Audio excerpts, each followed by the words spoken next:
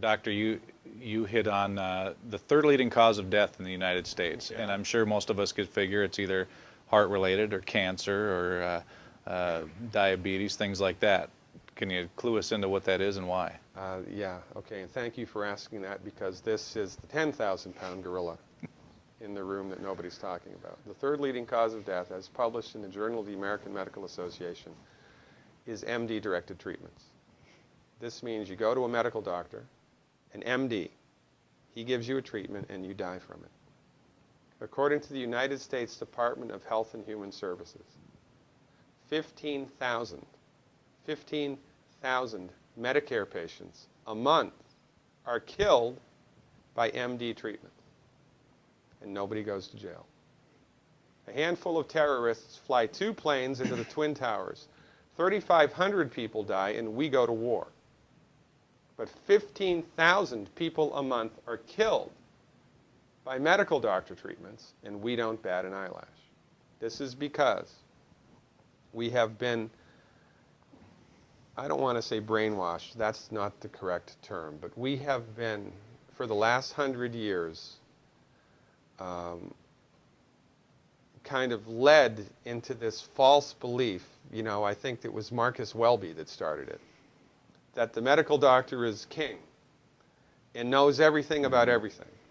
And really, you need to just shut up and follow your medical doctor's advice. Most people in the United States have no idea at all of the history of the evolution of medicine in the United States.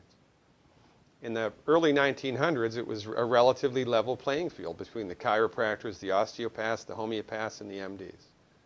In 1915, 1920, there was something called the Flexner Report. The Carnegie Corporation funded this man named Abraham Flexner. He went all around the country, and he went on stagecoach and train and horseback. This was before the interstate highway system, right? It took Flexner 5 years to do this. He went all around the country and did an inventory of all of the medical schools that prescribed drugs. He brought the list back to the Carnegies, who owned drug companies, and then the Carnegies and the Rockefellers gave millions of dollars of free money to the medical schools and hospitals in the United States that were prescribing drugs. That was the beginning of the end. After the Flexner Report, there was no more level playing field in the United States. And the MDs started a juggernaut that's taken off. Most people in the United States think that the predominant medicine here, MD-directed pharmaceutical medicine, we think that those guys are top dog because their therapeutics are better than the homeopaths or the naturopaths or the chiropractors. It's not. They're in the driver's seat because of political and financial coalitions that were built at the turn of the century that most people have no idea of at all. And it's a gigantic problem. And I mean, it's crazy, right? It's the third leading cause of death. And yet, when the government makes noise about messing with people's insurance, everybody freaks out. Mm-hmm. And that's a whole other thing to talk about, isn't it? Because what is medical insurance? When you buy medical insurance, what are you doing? You're betting that you're going to get so sick you will not be able to afford it. Mm-hmm. Right? Yeah. Right. And then, so you pay good money every month to gain access to a system of medicine that's the third leading cause of death in the United States. We need our heads examined, quite frankly. That's why we give, Dr. Wallach and myself collectively, we give 400 free lectures a year. And we're building a grassroots network because people don't know this. I mean, people, I come to my lectures and they look at me and say, couch potatoes live longer? Medical doctors are the third leading cause of death? You know, what's going on here?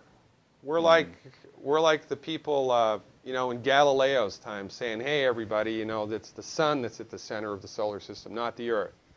Well, hey, everybody, the Earth is round, it's not flat. Or, hey, everybody, slavery's a bad thing. Right? This is we have a social agenda here. Why do we have a social agenda? Because people are suffering needlessly. You wouldn't believe, as God is my witness, you would not believe the things that I've seen people recover from in holistic medicine. The body's ability to fix itself is remarkable. And most of the time, all that the body needs to do that is the raw materials that it needs to do that. And we need to stop eating food that's hurting the body. You know, if you put diesel fuel in an unleaded engine, even if it's a brand new Ferrari, it's going to run like crap if it runs at all. And there's nothing wrong with the car, it just had the wrong fuel. It's the same with the human body. You give the human body the raw materials that it needs, clean up the diet, Superman, Superwoman. And you know, if you don't get to super status, then at least your blood pressure normalizes, at least your arthritis goes away, at least your anxiety and panic attacks go away, and you can sleep through the night.